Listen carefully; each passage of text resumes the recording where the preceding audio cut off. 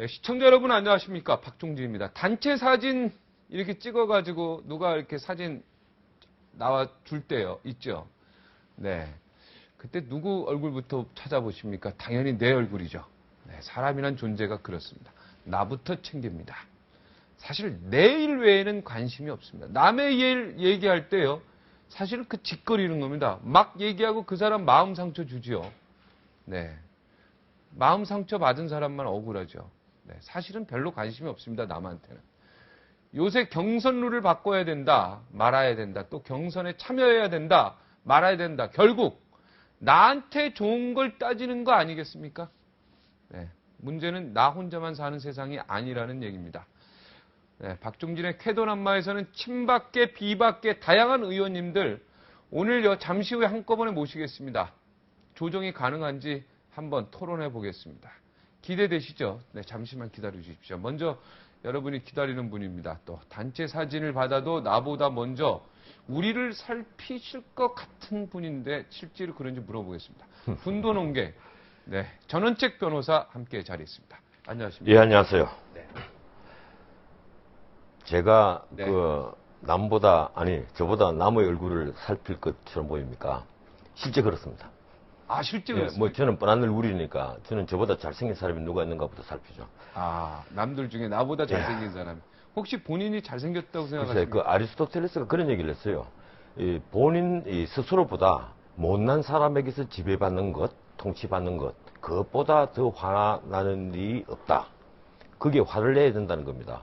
근데 우리 나보다 못난 사람한테 지배를 받는 것처럼 통치받는 것처럼 화가 나는 화나는 일이 일이 없다. 이 화를 내야 된다는 거죠. 여기서 못난 거는 얼굴을 얘기하는 건 아니겠죠. 아리스토텔레스만 하더라도 현인 정치를 강조를 했는데, 뭐 모든 정치하는 사람들이 현인일 수는 없겠지만 우리 정치판에 너무 현인을 보기 힘들다 하는 그런 생각이 드네요. 방금 네. 그 말씀 하시니까. 네, 지금 여의도에 사무실 계시죠? 예, 여의도로 사무실에 옮겨지고 나니까 여의도 정치가 한눈에 훤히 내리다 네, 보니까. 공기가 어떻습니까? 글쎄요, 모든 길은 대선으로 통한다. 뭐 이런 얘기가 있죠. 양당에서 내놓는 말들, 정책들이 정의론적으로 접근을 하는 것이 아니고 대중영합적인, 인기영합적인 걸로만 접근을 하는 것 같다. 결국은 대선을 앞두고 선거에 도움되지 않는 말하는 사람은 원수가 되고 적이 되고 뭐 그런 셈이죠. 이 개원 협상만 하더라도 지금 민주당이 요구하는 청문회 국정조사 하겠다는 것이 지금 민간인 불법 사찰 문제, 내곡동 사지 문제 이런 건 차치하고 나서라도 이 MBC 파업 문제, 지금 언론사 파업이 MBC 파업이거든요. 네. 그리고 또 박지마, 세양이 두 분의 저축은행 로비 사건, 이런 이제 정치적 공세, 이 개원 의지가 있다기보다는 정략적으로 접근하는 것이 아니냐. 문제는 이제 우리 지배 엘리트층, 정치권의 지배 엘리트층이 이런 대중영합적으로 나가는 데 있어서 통제를 해줄 어떤 기능, 조정을 해줄 어떤 기능, 그리고 방향을 잡아줄 기능이 전혀 없다는 거죠. 방향성조차도 잃고 있다. 보이는 것은 야당의 경우에는 이제 빅4라고 해야 됩니까? 빅5라고 해야 됩니까? 김두관, 문재인, 그리고 손학규, 또 하나는 정세균, 정동영 후보는 아직까지 출마 선언을 안 했으니까 이 빅4의 대리인들 아니면 본인들이 말만 난무를 하고 있고, 또 새누리당이죠. 새누리당의 경우에는 박근혜 의원과 거의 조직이라고 해야 됩니까? 네. 뭐 거기서 캠프라고 나오는 하죠. 전부 다라고 해야죠. 뭐 캠프는 다음 달 초에 만들어진다고 하니까 거기에 대해서도 조금 이따 제가 좀 한번 짚어보겠습니다만은, 문제는 그렇습니다. 이 인신 공격과 네거티브로 이번 대선 또 진행될 가능성이 많다는 거죠. 이런 식으로 대중영합적으로 가다 보면 결국은 정책 대결이 되지를 못하고 상대방 흠집내기, 이 네거티브 전략이죠. 항상 그랬죠. 이 네거티브 전략이 또 표를 많이 갖고 옵니다. 네. 이 네거티브 전략만큼 유효한 전략이 없다 하는 얘기를 린든 B 존슨 대통령이 했습니다. 그분이 한 말, 재밌는 말이 있죠. 대통령 당선되고 나서 가장 큰 거짓말을 하는 사람이 가장 큰 권력을 잡더라. 본인이 대통령 되고 나서 하신 얘기입니다. 그러니까 아마 진실한 말이라고 봐야 되겠죠. 그러니까 큰 거짓말을 자주 하지 않으면 위대한 정치인이 되지 못한다. 최근에 아주 가장 큰 거짓말 혹시 들어보셨습니까? 어떤 거짓말입니까? 네. 들어보셨습니까? 뭐 저는 못 들어봤는데. 아, 그냥 저는 특별히. 저는 뭐 하루 종일 듣는 것이 거짓말들 아니에요. 아. 지금 정치판에 나오는 말들이 네. 전부 다 거짓말이죠. 청년 실업 해소하겠다, 비정규직 문제 해소하겠다, 복지 강화하겠다, 우리를 선진 강국으로 만들겠다, 전부 다 거짓말이죠. 이 구체적인 정책이 없는 이러한 이 거대담 놈들은 하나같이 거짓말이고 이런 거짓말을 많이 하는 사람을 대통령으로 뽑으면 안 됩니다. 네. 구체적인 정책을 내어놓고 구체적인 정책으로 대중을 설득하려 하고 예컨대 대중들에게 여러분들이 이 부분은 고생을 해주셔야 됩니다. 이런 말을 할 수 있는 우리 지도자, 이런 지도자를 찾아야 되는데 글쎄 시간은 없고 갈 길은 멀고 그런 것 같네요. 네. 지금 이제 새누리당 경선 룰이 이제 경선 일정이 확정이 됐죠. 그래서 경선 룰은 바뀌지 않을 것으로 보입니다. 어떻습니까? 예. 비박 후보들이 여기에 경선에 참여하는 게 옳습니까? 아니면은 참여하지 않는 게 옳습니까? 글쎄, 그건 이제 짱수 마음대로니까 그분들이 선택을 할 문제이지만, 문제는 이제 8월 20일 날 전당대회를 열어서 후보 선출을 하겠다. 안전하게 가겠다는 거거든요. 욕을 얻어먹더라도 안전하게 가겠다. 그걸 친박계는 이 지도부가 결정을 했다고 얘기를 합니다. 하지만, 이 천하가 다 알다시피 이 박근혜 대표가 아무리 침묵을 하고, 여왕의 침묵입니다. 네. 아무리 침묵을 하더라도, 그러한 결정은 박근혜 전 대표가 전부 다 결정을 하고 있다고 국민들이 생각을 합니다. 네. 저도 실제 그렇다고 생각을 하고 있고, 이걸 부인을 한다면, 말이 안 되죠. 이러니까 환관이니 내신이 하는 온갖 소리들이 지금 나오고 있지 않습니까? 새누리는 이미 선장, 갑판장, 기관사, 조타수, 그리고 무전수, 무전 때리는 사람, 심지어 주방장까지도 전부 다 친박계입니다. 네. 이러니까 비박 3인방 이래봤자 정몽준 의원, 김문수 지사, 이재호 의원은 뭔가 하면 가파르에 있어서 구경하는 사람이에요. 승격밖에 안 됩니다. 그럼 이제 이분들이 이미 안 내리기로 결심한 것 같은 김문수 지사는 이제 급해서 안 내리기로 아마 결심한 것 같아요. 근데 두 분의 경우에는 내리려고 하니까 거친 네. 파도뿐인 밤바다라는 겁니다. 군명정 하나 보이지 않거든요. 이 군명정으로 생각했던 장외의 정운찬, 이회창 이 두 분이 또 군명정 역할을 못하고 있습니다. 이 정운찬 전 총리만 하더라도 나를 새누리와 연결시키지 마라. 이런 폭탄 선언을 해버렸죠. 대권에 대한 의지는 슬쩍 비치면서 동반 성장 이 얘기를 하고, 그리고 역시 경제민주화를 얘기를 했습니다. 연구소를 개소식하는 날 경제민주화를 말씀을 하시면서 나를 새누리로 연결시키지 마라. 그리고 범여권과 연결시키지 마라 이랬거든요. 이러니까 이분들이 비박 3인 주자들 중에 탈당하는 분이 있고 그 배에서 내리는 분이 있더라도 결국 정운찬과 함께 어울려서 어떤 새로운 보수 세력을 형성한다. 새로운 경선 체제를 만든다는 것은 어려워 보입니다. 그리고 이회창 전 총재는 강간무소식입니다. 이미 정치권을 떠나서 신선 노름하는 것처럼 네. 강간무소식이니까 이분 역시 군명정 역할을 못하는 것 같아요. 네. 문제는 그러면 배에 남아있으면 살아날 길이 있느냐. 김문수 지사는 경기도지사로 돌아가면 네. 살아남을 수 있겠죠. 최소한 2년 동안은 지사 역할을 할 수 있으니까 정치권의 중심에 설 수가 있을 겁니다. 하지만 나머지 이재호 의원, 정몽준 의원 두 분은 이미 못할 말씀도 많이 했고, 네. 박근혜 대표와 함께는 도저히 갈 수 없을 정도로 돌아올 수 없는 다리를 건넜다. 이런 표현이 아마 적절할 거예요. 네, 이분들은 예. 그러니까 환관 내신은 아니네요. 그래서 황광 내시는 절대 아니죠. 네. 이게 배 안의 반역이죠. 근데 아까 반역이라고 해야 될지 모르겠습니다만은. 근데 그 얘기는 좀 심한 거 아니면 박근혜 주변에 있는 사람들을 다 환관 내시라고 얘기하면 좀 서운할 거 많이 실제 문제가 모든 서운할 의사결정을 네. 단 한 사람이 그 의사결정을 하고 네. 1인이 통제하는 체제에 있다면, 네. 1인이 의사결정을 하는 체제에 있다면 그건 황관 내시라고 국민들이 비아냥되는 걸 아마 감수해야 될 겁니다. 제가 황관이다 내시다 이런 평가를 제가 내리는 것이 아니고 네. 국민들이 그런 시선으로 보고 있다는 거예요. 그런 시선을 느끼지 못한다면 그 정치적 감각이 없는 거죠. 그건 얘기가 안 되는 얘기입니다. 그런데 이재호 의원, 정몽준 의원이 또 배에서 내려서 험한 바다로 못 나가는 게, 그러면 범보수 세력, 이분들의 우군이 될 수 있느냐? 아니다는 거예요. 이미 우리 정치평론가의 대다수는, 보수 쪽에 있는 평론가들 대다수는 역시 친박계 줄을 다 서버렸습니다.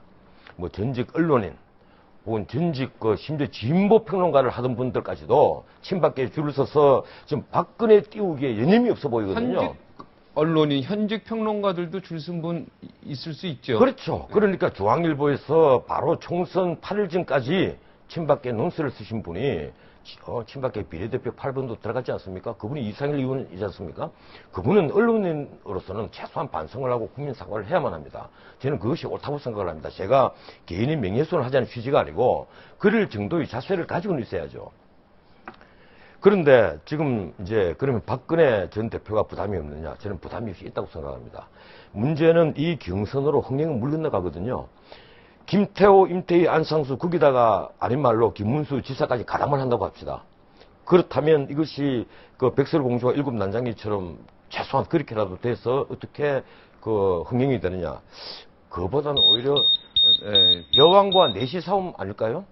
여왕과 넷이 싸움이요? 예, 4시간의 싸움이 벌어지면 그러면 4시간 지는 것은 뭐 백전백패하겠죠. 4시간의 싸움이요. 여왕과 내시라고 봐야 되겠죠. 여왕과 예, 넷이. 저는 그렇게 봅니다. 네, 오늘 비유가 아주 심합니다. 비유가 심하더라도 네, 이런 비유를 제가 하는 것이 아니고 국민들이 이런 시선으로 보고 있다는 것을 알아야만 됩니다. 저는 임태희 임태희 전 실장이라든가 안상수 전 시장 그리고 김태호 전 지사 이런 분들이 이번에 대선 출마한다는 것은 약간 희극적으로 봅니다. 이분들이 어떤 바람을 일으켜서 느닷없이 그것이 작은 바람이 큰 바람이 되고 대선 최종 주자가 될 가능성이 있느냐? 그건 정치평론가들 100명에게 물어봐도 100명 전부 다 가능성이 없다고 합니다. 네. 어느 언론인 또 가능성이 있다는 소리를 하지 않습니다. 그런데 이분들이 출마하는 것을 내가 출마 잘못했다는 얘기는 아니에요. 쉽게 말하면 델러리를 쓰겠다고 출마를 한다는 것 자체는 아주 잘못됐다는 거죠. 이 정치적으로 살아남기 위해서 출마를 강행했다면 저는 또 그 점을 이해를 하겠는데 제가 보기에는 살아남기 위한 것도 못 된다는 겁니다. 결국 앞으로 그 우리 정치인이 멀리 내다보지 못하는 그 경향이 있다는 생각을 합니다. 네. 그 5년 뒤, 10년 뒤를 내다보고 정책을 만들고 자기가 처신을 한다면 좀 더 우리가 보면 존경스러워 보이겠죠. 네, 변호사님 얘기로는 아니다는 네, 임태희 후보, 안상수 후보, 김태호 후보는 이번에 나오는 거는 실수다 이렇게 말씀하시네요. 본인들 입장은 그쪽 참모들 입장은 그럴 겁니다. 정치적으로 어떤 파워를 키우기 위한 것 아니면 살아남기 위한 것 뭐 그렇겠죠. 하지만 과연 그러한 것이 어떤 이해를 가지겠습니까? 이번 대선에 빅3 중에서 그 2분 내지 3분이 세 분이 다 빠진 경우에 이분들이 붙어서 경선을 한다. 그것이 흥행이 되는 경선이 된다고 생각합니까? 그건 난센스죠. 그런 경선 하느니 차라리 깨끗하게 추대 대회를 하는 것이 낫습니다. 박근혜 후보 추대 대회를 하는 것이 낫죠. 그걸 경선이라고 전국을 돌면서 바람몰이를 한다는 자체가 바람몰이가 안 되죠. 국민이 헛돈 들이고 헛심 쓰는 겁니다. 그럴 필요가 없고 그야말로 국민 속이기죠. 그렇다고 해서 박근혜 대표 쪽에서 내놓은 정책이 개선되겠습니까? 그 정책을 개선시킬 사람이 김태호 지사가 있습니까? 임태희 실장이 있습니까? 안상수 전 시장이 정책을 개선시키겠습니까? 어느 누구도 정책을 개선시킬 능력이 없다고 저는 판단합니다. 네, 자 민주당 얘기 좀 할까요? 예. 그 문재인 후보가 관훈 토론을 하셨죠? 재밌었죠. 어떻게 보셨어요? 관훈 토론 때 참 무척 재밌는 말을 많이 했습니다. 우선 참여정부 때 정치적, 경제적 민주화를 이루었다. 이런 얘기를 했거든요. 저는 그 얘기 듣고 깜짝 놀랐습니다. 이 노무현 정권이 끝난 지가 이제 4년이 지났는데 국민들이 그때 실정을 아직도 전부 기억을 하고 있는데 마치 노무현 정권이 대단히 성공한 정권이라는 뉘앙스로 그런 말씀을 하신다면 이 문재인 후보 역시 지금 정치적 감각을 잃어버리신 게 아니냐. 저는 이런 생각을 합니다. 그 노무현 정권 마지막에 노무현 대통령 지지도가 7.3%. 한때는 그보다 더 내려갔었습니다. 5.7%까지 내려갔죠. 그런 지지도를 가졌기 때문에 열린우리당 100년 간다고 만든 정당이에요. 그 민주당 깨고 만든 것 아닙니까? 그 열린우리당이 16번이나 합당하고 분당하고 난리를 쳤습니다. 석 달 동안. 저도 그때도 정치 비평을 매주 방송에서 하고 있었는데 기가 막힐 일이었죠. 그래서 심지어 그 정권이 무너지고 난 다음에 스스로를 패족이라고 불렀습니다. 그랬던 분들이 이제 와서 참여정부 때 정치적인 민주화, 경제적인 민주화를 이루었다.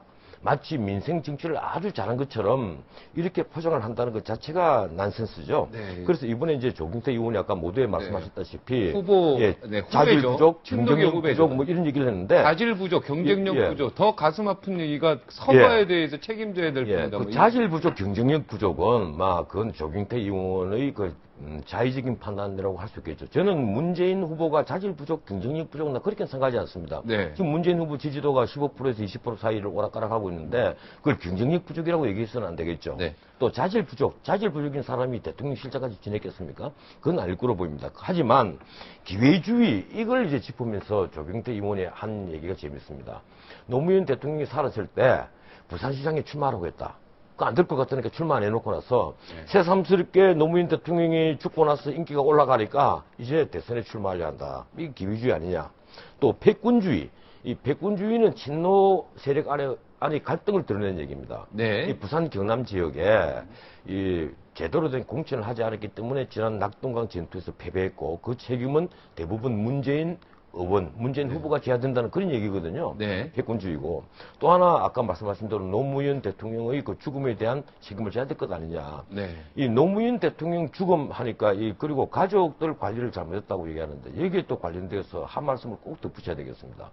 이번에 그 노정연 그 씨가 미국 아파트 사면서 13억. 네. 이제 그게 드러났지 않습니까? 네. 한치기를 한 수법이 드러났거든요. 네. 우리 지도층으로 해서는 안 될 어떤 그 부정인데 이걸 하면서 13억을 누구에게 받았느냐? 서면 진술서를 썼습니다. 어머니에게서 받았다. 그러면 노무현 대통령 가족 재산이 얼마 있었느냐? 퇴임 직후에 현금이 그렇게 얼마 있지를 못했습니다. 은행에서 대출받아서 사지를 지었거든요. 그러면 13억이 어디서 나온 돈이냐? 어머니도 모르겠다 그랬어요. 아니 근데 이걸 수사를 해야만 하는데 예. 우리 검찰은 대선에 영향을 미친다 해서 수사를 하지 않습니다. 예, 마찬가지로 박지만 서양이의 그 저축은행 로비 사건도 아마 대선에 영향을 미치니까 수사를 안 할 거예요. 네. 이런 식으로 발전을 한다면 앞으로 크게 해먹은 사람이 자기 스스로가 대선에 출마를 해버리거나 자기 가족을 대선에 출마시키면 절대 수사받지 않습니다. 네. 이런 난센스가 어디 있습니까? 우리 이년석거래 든 사람은 서면 조사받고 아니면 법정에서 묵비권 행사하고 그렇게 다 피해 나가고 그리고 드디어는 대선에 영향 미친다. 선거에 영향 미친다고 해서 수사를 포기를 하고 이건 검찰이 스스로를 죽이는 일입니다. 네. 이래서는 안 된다는 거죠. 네. 꼭 하시고 싶은 말씀 있었잖아요. 한일 군사협정, 한일 정보 예, 교환하는 정보 교환 협정인가요? 예, 군사라는 말이 빠져가 있죠. 네. 한일 정보 그 교환 협정인데 사실상 군사 이것이 정보 그 협정이죠. 이 네. 정권 들어와서 한일 간에 군사적으로 굉장히 밀착을 하고 있습니다. 그러면서 이 그 정보 교환 협정뿐 아니고 앞으로 그 군수 지원 협정까지도 하겠다는 거예요. 문제는 이러한 협정을 할 때 공론에 붙여서 국민들이 의견을 구하고 해야 되지 않습니까? 우리는 1905년에 아직 이제 100년밖에 지나지 않았습니다. 1905년에 을사늑약을 한 아픈 기억이 있는 민족입니다. 일본에게 그렇게 당해놓고 이번에도 지금 그 군사협정을 하는 데 있어서 국민들에게 어떠한 동의 절차도 구하지 않고 아무런 설명도 없이 국무회의에서 느닷없이 긴급 상정을 한 거예요. 그날 국무위원들이 그러면 왜 이걸 그 미리 브리핑을 하지 않았냐 이러니까 그날 당일날 갑자기 상정이 됐다는 겁니다. 그러면 이 당일날 상정을 한 책임을 물어야죠. 국방부 장관에게 묻거나 누구에게 묻거나 왜 그 당일날 상정할 수밖에 없었던 그런 사정이 있느냐. 거기에 대한 책임은 물어야 됩니다. 그 이전의 관계자들은 미리 충분히 의논했겠죠. 충분히 의논했겠죠. 네, 최소한 충분히. 차관회의에서 네, 의논하고 당연히. 총리에게도 브리핑이 이게 되고 보통 일입니까? 예, 그리고 대통령에게는 당연히 브리핑이 네, 되죠. 당연히 했겠죠. 해외 갔다 오셨는데 네. 그 전에 이미 브리핑이 됐을 겁니다. 하지만 군수협정까지도 이렇게 하면 정말 곤란하다는 겁니다. 네. 그 앞으로 한일 간의 문제만은 최소한 이게 뭐 독도 문제가 참 아픈 계획이 또 있습니다. 네. 김대중 대통령 때 업협정을 하면서 독도를 암초로 만들어 버렸습니다. 우리 정부 스스로가 독도를 암초로 만들었어요. 그래서 독도를 그 공해상의 암초로 인정을 한 그런 네. 아픈 기억이 있는데 정권 차원에서 이건 그 절대로 이런 짓 하면 되지 않습니다. 이건 네. 앞으로 우리 민족에게 100년, 1000년 가는 그 해를 끼치는 짓이에요. 네. 그래서 이런 문제는 좀 더 공론에 붙여서 많은 사람들이 의견을 구한 뒤에 하는 것이 대통령으로서의 도리다 하는 점을 마지막으로 지적을 하고 싶습니다. 네. 이가 더 나으신 것 같습니다. 지금 뭐 아직- 쏜살같이 왔습니다. 쏜살같이 막 예, 쫓기듯이. 아직 낫지는 않고 네. 앞으로 좀 더 그 치료를 받아야만 됩니다. 네. 다음부터 좀 매끄럽게 방송하겠습니다. 네. 오늘 아주 충격적인 발언 많이 했습니다. 오늘 고맙습니다. 감사합니다. 네, 친박과 비박의 신경전 치열했죠. 그런데 똘똘 뭉쳤던 비박 주자들 뭔가 심상치가 않습니다. 한 축이 이탈하는 움직임을 보이고 있는데 또 어떻게 지각 변동이 일어나려는 걸까요? 잠시 후 한 자리에 모시고 직접 들어보겠습니다. 네, 박근혜 측, 김문수 측, 정몽준 측 의원 세 분 모실 겁니다. 59초만 기다려 주시기 바랍니다.